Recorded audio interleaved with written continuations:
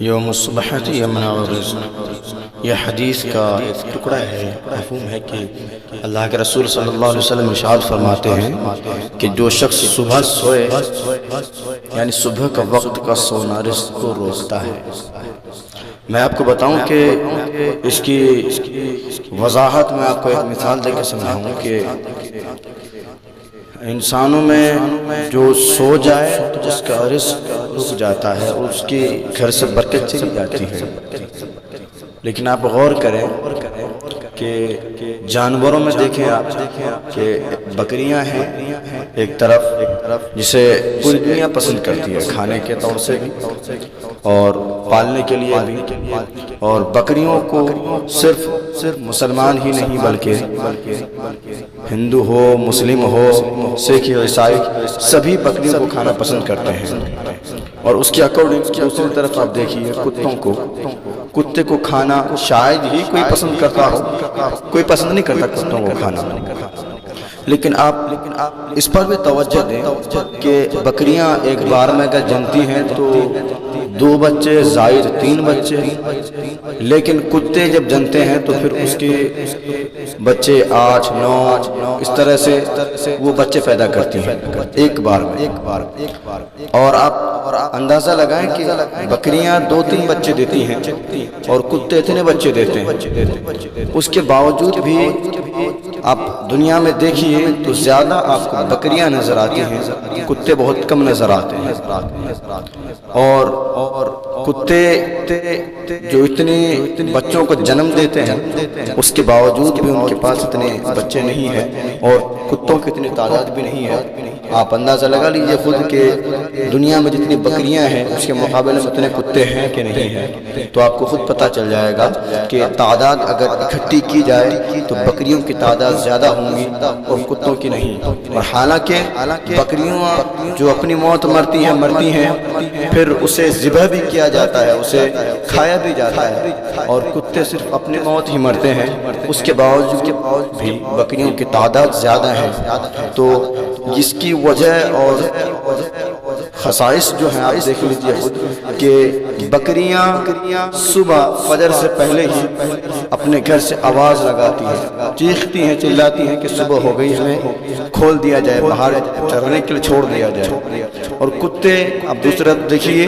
کہ کتے رات بھر ادھر ادھر ڈولتے ہیں، چیختے ہیں، چلاتے ہیں، اور جب صبح کا وقت ہوتا ہے، فجر کا وقت ہوتا ہے تو پھر وہ کتے سو جاتے ہیں، اپنی گلیوں میں کہیں بھی سو جاتے ہیں۔ تو کتوں کی جو عادت ہے تو وہ صبح کا وقت سونے کی عادت ہے، اور بکریوں کی جو عادت ہے وہ صبح کا وقت سب سے جلدی اٹھنے کی عادت ہے۔ تو جو بکریاں صبح جلد اٹھے تو اللہ تبارک و تعالیٰ نے اس پر اتنی برکت رکھی ہے کہ پوری دنیا اسے پسند کرتی ہے کھانے میں بھی، اس کے باوجود بھی ان کی تعداد اتنی زیادہ ہے۔ اور ایک طرف کتے کو دیکھ لیجئے، اسے کھانا کوئی پسند کرتا نہیں ہے، اس کے باوجود اس کے اکارڈنگ دیکھیے کہ اس کو کھانا بھی کوئی پسند نہیں کرتے ہیں، اور پھر اوپر سے وہ بچے بھی زیادہ جنتے ہیں، لیکن ان میں برکت اللہ نے رکھی نہیں ہے۔ اللہ نے اس میں برکت ذرہ برابر بھی نہیں رکھا ہے، کیونکہ جو صبح کے وقت سوئے رب تبارک و تعالیٰ انہیں پسند نہیں کرتا، اور ان پر جو برکتیں اترتی ہیں ان برکتوں کو موقوف کر دیتا ہے۔ اسی لیے کتوں کی آپ دیکھ لیجئے کہ کتوں میں کوئی برکت نہیں ہے، وہ چاہے کتنے ہی بچے جن لیں لیکن ان کی تعداد کم ہی رہ جاتی ہے، اور بکریاں کم جنتی ہیں، اس کے باوجود بکریوں کی تعداد زیادہ ہے۔ اور اس پر بھی دھیان دیں، اس کو کھایا جاتا ہے، اس کے باوجود ان کی تعداد زیادہ ہے۔ تو پتہ چلتا ہے کہ اگر کوئی بھی شخص ہو، انسان ہو یا جانور ہو، ان کی عادت میں یہ شامل ہو کہ وہ صبح جلدی اٹھے تو رب تبارک و تعالیٰ ان کے روزی میں بھی برکت دیتا ہے، اور ان کے کاموں میں بھی ترقی عطا فرماتا ہے، اور پھر ان کی نسل میں بھی ترقی عطا فرماتا ہے۔ تو ہمیں چاہیے کہ ہم صبح کے وقت سویا نہ کریں، صبح کے وقت اٹھا کریں، جاگا کریں، اور رب تبارک و تعالیٰ کی عبادت کریں، تاکہ رب تبارک و تعالیٰ ہماری کمائی میں بھی برکت عطا فرمائے، اور پھر رب تبارک و تعالی ہمارے روزی روزگار میں ترقی عطا فرمائے، تاکہ رب تبارک و تعالی ہماری آنے والی نسلوں پر بھی رحمت عطا فرمائے۔ تو ہمیں چاہیے کہ ہم روزانہ صبح فجر سے پہلے اٹھ کر کے وضو بنائیں، رب تبارک و تعالی کے بارگاہ میں حاضر ہوئیں، اور پھر اپنے سر کو رب کی بارگاہ میں جھکائیں، کیونکہ نعمتیں جو بڑھتی ہیں نا وہ صبح کے وقت بڑھتی ہیں۔ رب تبارک و تعالی جو رزق بھیجتا ہے نا وہ صبح کے وقت بھیجتا ہے، تو ہمیں چاہیے کہ صبح کے وقت اٹھیں۔ اور میں آپ کو بتاؤں کہ رب تبارک و تعالی کی طرف جب دن کا آغاز ہوتا ہے تو فجر کے وقت دو فرشتے آتے ہیں، فجر کے وقت دو فرشتے آتے ہیں، اور وہ دونوں فرشتے آ کر کے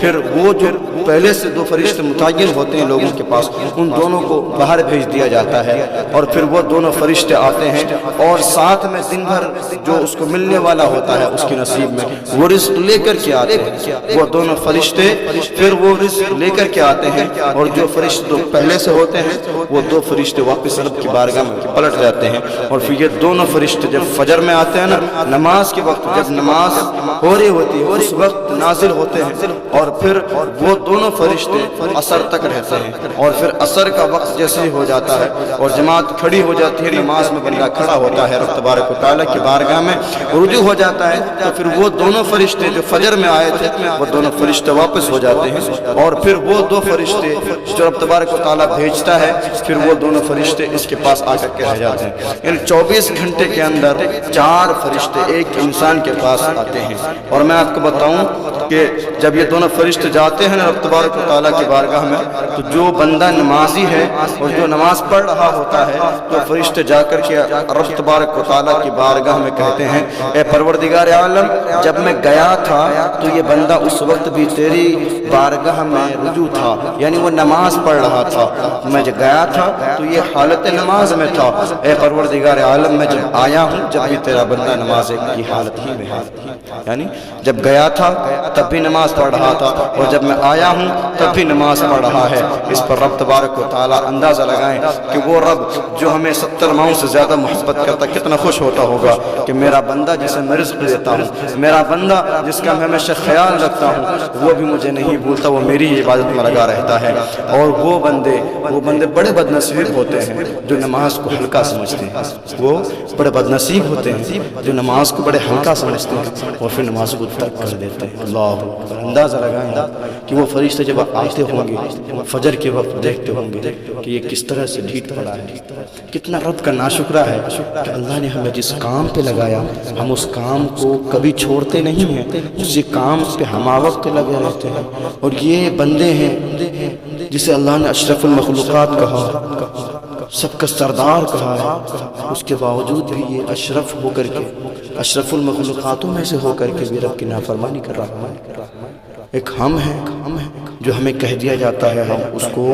مکمل کر کے ہی چھوڑتے ہیں، اسے ادھورا نہیں چھوڑتے ہیں، اور ایک یہ ہے جو ہمیشہ رب کی نافرمانی کرتے ہیں۔ اللہ اکبر، اس وقت فرشتے بھی کیا سوچتے ہوں گے ایک بندے کے بارے میں۔ اور پھر جب وہ عصر کے وقت جاتے ہیں نا تو پھر رب کے بارگاہ میں جا کے کہتے ہیں پروردگار جب ہم گئے تھے نا تو وہ بندہ اس وقت بھی سو رہا تھا، اور جب میں آیا ہوں تو وہ بندہ کہیں باہر کھڑا تھا،